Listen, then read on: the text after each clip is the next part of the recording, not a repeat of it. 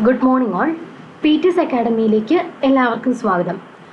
നമ്മളിന്ന് നോക്കാൻ പോകുന്നത് ഹിന്ദിയുടെ ബേസിക് ക്ലാസ്സുകളുടെ സെക്കൻഡ് പാർട്ടാണ്. ഈ പാർട്ടിൽ നമ്മൾ നോക്കുന്നത് എങ്ങനെ നമുക്ക് ഹിന്ദി ബേസിക്സ് ഈ വെക്കേഷൻ ടൈമിൽ നന്നായി പഠിച്ചെടുക്കുക എന്നുള്ളതാണ്. ഫസ്റ്റ് ക്ലാസ്സിൽ നമ്മൾ ആൽഫബറ്റ്സിനെ കുറിച്ച്, ആൽഫബറ്റ്സ് എന്തൊക്കെയാണ്, ആൽഫബറ്റ്സ് ഈ കൂട്ടക്ഷരമായിട്ട് വരുമ്പോൾ രണ്ട് വേർഡ് കൂടുമ്പോൾ എങ്ങനെയായിരിക്കും വരിക, അങ്ങനത്തെ ചെറിയ ചെറിയ ഐഡിയാസൊക്കെ നമുക്ക് കിട്ടിയിട്ടുണ്ടാവും. സോ ഇത് നമ്മൾ നെക്സ്റ്റ് ലെവലിലേക്ക് പോവുകയാണ്. അതായത് ഓരോ ലെറ്ററിലും, അതായത് ക ഖ ഖ ഗ ങ ഛ ഛ ഛ ഞ ഞ ഠ ഠ ഢ ഢ ണ ഥ ഥ ധ ധ ന ഭ ഭ ഭ ഭ മ യ ര ല വ ഷ സ ഹ ക്ഷ ത്ര ജ്ഞ. ഇത്രയും വേർഡ്സ് ആണ് നമ്മൾ കഴിഞ്ഞ ദിവസം വ്യഞ്ജനാക്ഷരത്തിൽ നമ്മൾ ഹിന്ദിയിൽ പഠിച്ചത്. സോ ഈ അക്ഷരങ്ങളെല്ലാം നമ്മൾ എങ്ങനെ ഇതിനകത്ത് ഒരു ചിഹ്നങ്ങൾ കൊടുക്കുന്നു, അതായത് നമ്മുടെ ഈ ഒരു സൈഡ് കൊടുത്തിരിക്കുന്നുണ്ടല്ലോ, നമ്മുടെ ലെഫ്റ്റ് സൈഡിൽ കൊടുത്തിരിക്കുന്നതെല്ലാം ലെറ്റേഴ്സ് ആണ്. ലെറ്റേഴ്സ് എന്ന് പറയുമ്പോൾ ഇതെല്ലാം വന്നിരിക്കുന്നത് എവിടെ നിന്നാണ്? വ്യഞ്ജനാക്ഷരങ്ങളാണ് കേട്ടോ. ഇതെല്ലാം ഓക്കെ ആണല്ലോ. അതുപോലെ തന്നെ അടുത്തതായിട്ട് മുകളിൽ സൈഡിൽ കൊടുത്തിരിക്കുന്നുണ്ടോ, മുകളിൽ കൊടുത്തിരിക്കുന്നതെല്ലാം തന്നെ എന്താണ്? സ്വരാക്ഷരങ്ങളാണ്. അപ്പൊ സ്വരാക്ഷരങ്ങളും വ്യഞ്ജനാക്ഷരങ്ങളും ഏതാണെന്ന് നിങ്ങൾക്ക് കൃത്യമായിട്ട് ഒരു ഐഡിയ ഉണ്ടെന്ന് മനസ്സിലായെന്ന് കരുതുന്നു. സോ ഈ ലെറ്റേഴ്സിൽ നമ്മൾ വ്യഞ്ജനാക്ഷരത്തിൽ സ്വരാക്ഷരങ്ങൾ എങ്ങനെ ആഡ് ചെയ്യാൻ പറ്റുമോ? നിങ്ങളൊന്ന് ആലോചിച്ച്, സ്വരാക്ഷരങ്ങൾ വ്യഞ്ജനാക്ഷരങ്ങളിൽ നമുക്ക് ആഡ് ചെയ്യാൻ പറ്റുമോ?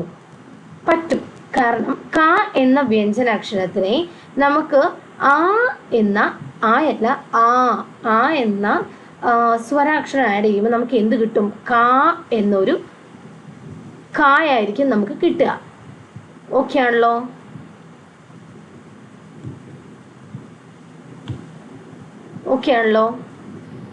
കാ എന്ന് നമുക്ക് കിട്ടും. ഇനി ഈ ആണ് ആഡ് ചെയ്യുന്നെങ്കിലോ നമുക്ക് എന്ത് കിട്ടും? ഈയും നമുക്ക് എപ്പോഴും മാറിപ്പോകുന്നതാണ്. ചെറിയ ഈ ആണെങ്കിൽ, അതായത് ഈ എന്നില്ലെങ്കിൽ എങ്ങനെയായിരിക്കും? ഈ സൈഡിലേക്കായിരിക്കും എന്ത് വരിക? വള്ളി ഇടേണ്ടത്. ഓക്കെ ആണല്ലോ. ഇനി നമുക്ക് അടുത്തതിലേക്ക് കിടക്കാം. ഈ എന്നാണെങ്കിൽ എങ്ങനെയായിരിക്കും വരിക? ഇങ്ങനെയായിരിക്കും വരിക. ഓക്കെ ആണല്ലോ.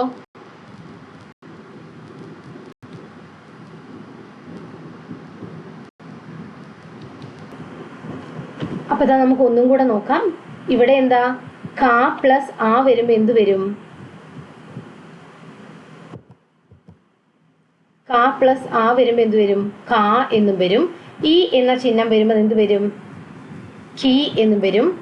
ഇവിടെയോ ഖി എന്ന ചിഹ്നം വരും. ഇവിടെ നിങ്ങൾ നോക്കുക, ഈ വള്ളി എങ്ങോട്ടാ പോയിരിക്കുന്നേ? ഇങ്ങോട്ടേക്ക്. ഇതോ ഇപ്പുറത്തെ സൈഡിലേക്ക്, ലെഫ്റ്റ് സൈഡിലേക്കും റൈറ്റ് സൈഡിലേക്കും വരുമ്പോൾ ഉള്ള വ്യത്യാസം നിങ്ങൾക്ക് മനസ്സിലാവണം. ഇത് കീ എന്നായിരിക്കും, ഇത് കീ എന്നും ആയിരിക്കും.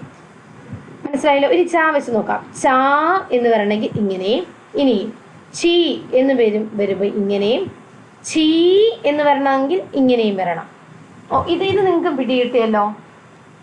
ഓക്കെ ആണല്ലോ. ഇനി ഇതുപോലെ തന്നെയാണ് ഊം വരുമ്പോൾ നിങ്ങൾക്ക് വ്യത്യാസം തോന്നും.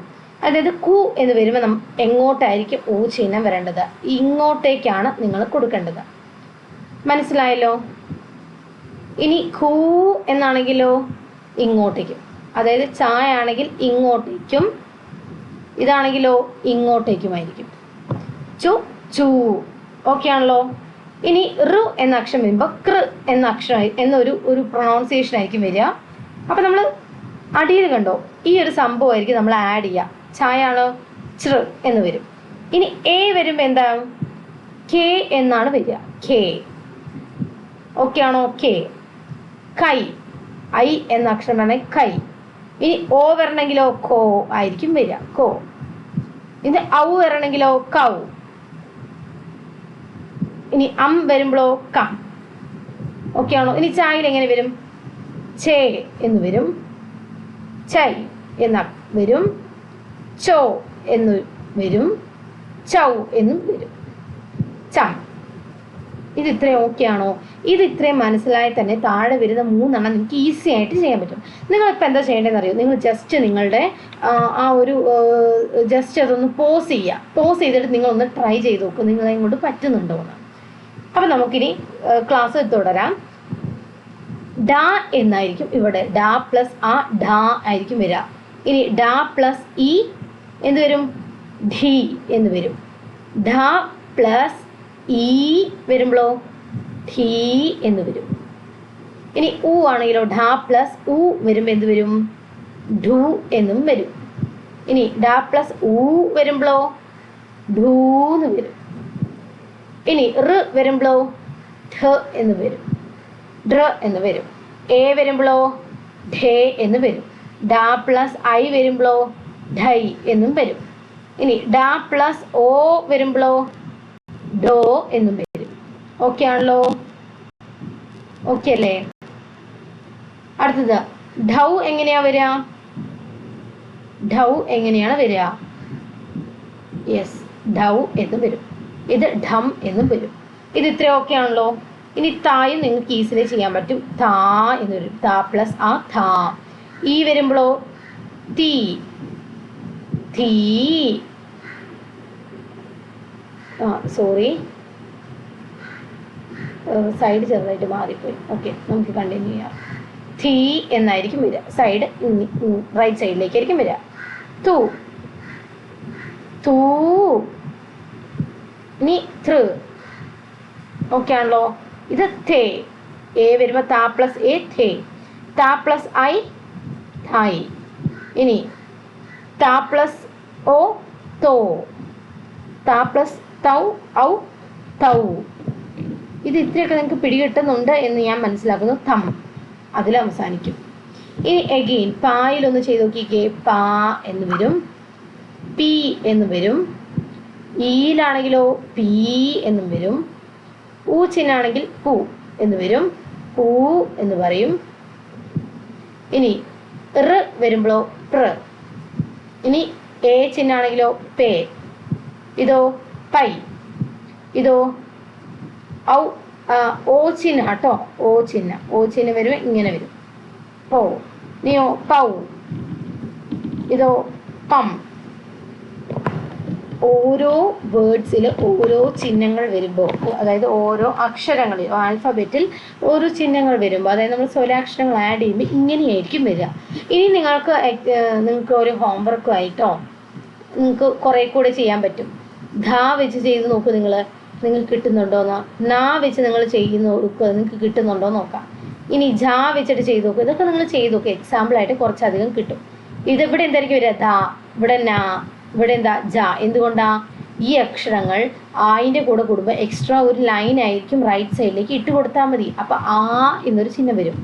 ഈ എന്നൊരു ചിഹ്നം ആവാൻ എന്ത് ചെയ്താൽ മതി? ആ അക്ഷരത്തിൻ്റെ ലെഫ്റ്റ് സൈഡിലേക്ക് വള്ളി ഇട്ടാൽ മതി. ഓക്കെ ആണല്ലോ?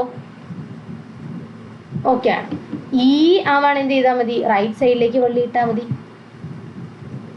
ഓക്കെ ആണല്ലോ? അപ്പം അത് കിട്ടിയല്ലോ. ഇനി ഊ ചിഹ്നം കിട്ടാൻ ഇങ്ങനെ ഒന്ന് കൊടുത്താൽ മതി. മറ്റേത് റൈറ്റ് സൈഡിലേക്ക്. ഇത് ഇങ്ങനെ അടിയിൽ കൊടുത്താൽ മതി. എ ആവാനോ മുകളിലൊരു വര കൊടുത്താൽ മതി. മുകളിൽ രണ്ട് വര കൊടുത്തു കഴിഞ്ഞാൽ ഐ ആയി. ഇനി ഓ ആകാനോ എക്സ്ട്രാ ഈ ഒരു സംഭവം ആഡ് ചെയ്ത് ഓ ആയി. ഔ ആവാനോ മുകളിൽ 2 വര. ഇനി മുകളിൽ ഒരു കുത്ത് കൊടുത്തു കഴിഞ്ഞാൽ അം ആയി. ഈ ചിഹ്നങ്ങളൊക്കെ നിങ്ങൾക്ക് മനസ്സിലായി എന്ന് ഞാൻ കരുതുന്നു കേട്ടോ. ഇതൊക്കെ വളരെ ഈസിയാണ്. പറ്റുവാണെങ്കിൽ നിങ്ങളുടെ ഫ്രണ്ട്സിന് ഇതൊക്കെ അയച്ചു കൊടുക്കുക. ഈ വെക്കേഷൻ ടൈമിലും അവരും പഠിക്കട്ടെ, കൂടെ നിങ്ങളും പഠിക്കുക.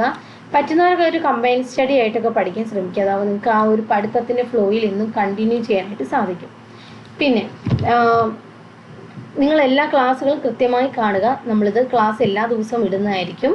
So all the very best. Thank you and share and subscribe please.